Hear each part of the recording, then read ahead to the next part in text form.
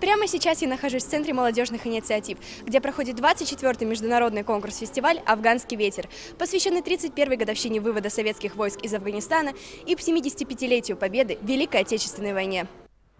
В этом году на гала-концерт начали приходить задолго до начала. Перед зданием ЦМИ стояли автомобили ДОСААФ. Многие солдаты, прошедшие Афган, учились в ДОСААФ, а это значит, что общественно-государственное объединение совместно с администрацией города должно принимать участие в фестивале ежегодно.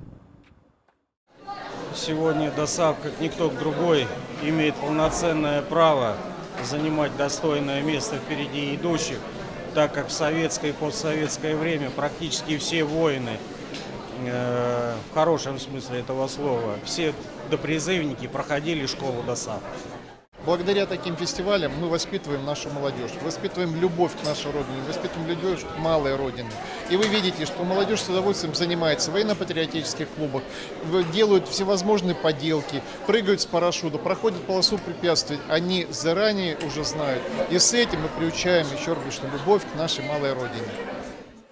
В холле ЦМИ были организованы выставки оружия, военного оборудования и снаряжения. Их представляли курсанты военно-патриотических клубов города. Это юноармейцы 14-й школы, ВМПК Гардемарины, ВПК Омега и кадеты. Участники клубов разбирали и собирали автомат Калашников, показывали устройства и рассказывали о различном военном снаряжении. В общем, делали все, чтобы мотивировать зрителей гала-концерта в плане военного патриотизма. Вот этот фестиваль дает задор духа тем парням, которые подрастают и завтра будут защитниками нашего Отечества. А тем парням, кто прошли эти разные горнилы, это память о их друзьях, о их днях молодости, которые они провели, служа в российской армии. И в Советском Союзе, когда был Советский Союз, была это советская армия. И все нам не безразлично, потому что если это не мы, то кто? Мы должны помнить о том, что Россия, Родина у нас одна, и мы являемся патриотами нашей Родины. И мы обязаны, как наши отцы, деды и прадеды, передавать свой опыт, как военный, так и гражданский. За много лет своей богатой истории «Афганский ветер» прошел огромный путь от обычного областного вокального конкурса до фестиваля международного уровня. В этом году в «Афганском ветре» участвовало более 300 вокалистов из 12 регионов России, включая Крым, а также граждане Донецкой и Луганской народных республик, Германии.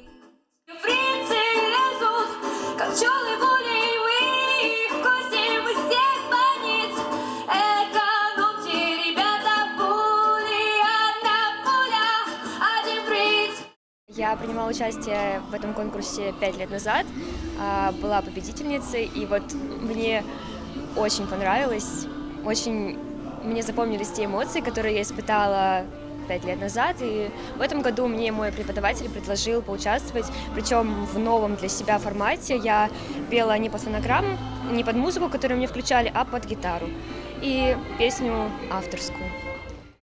Вы знаете, я очень давно участвую в различного рода патриотических фестивалях, потому что я считаю, что каждый уважающий себя артист должен и обязан давать дань памяти воинам различных локальных конфликтов, воинам Великой Отечественной войны, всем тем людям, которые сохранили нам мир над головой и сохранили нам жизнь. 24 года подряд фестиваль собирает самых талантливых исполнителей из ближнего и дальнего зарубежья. Они разного возраста, кто-то воевал, а кто-то знает об афганской войне лишь понаслышке. Но всех их объединяет одна цель – напомнить людям об этом страшном времени и привить молодому поколению чувство патриотизма и любви к родине. 24-й международный конкурс-фестиваль «Афганский ветер» прошел, как всегда, ярко, красочно и запоминающийся. Он был интересен как зрителям, так и самим участникам конкурса. Катерина Бугакова, Михаил Чернов, ВПК «Военный репортер» совместно с пресс-службой ДОСААФ Старого Оскола.